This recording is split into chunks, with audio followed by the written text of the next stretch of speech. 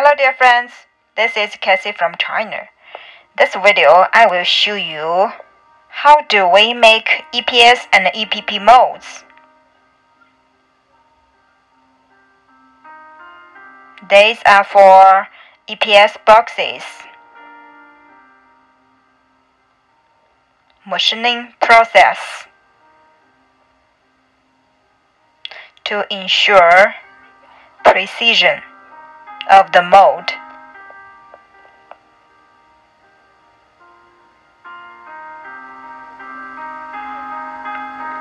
Sandblasting.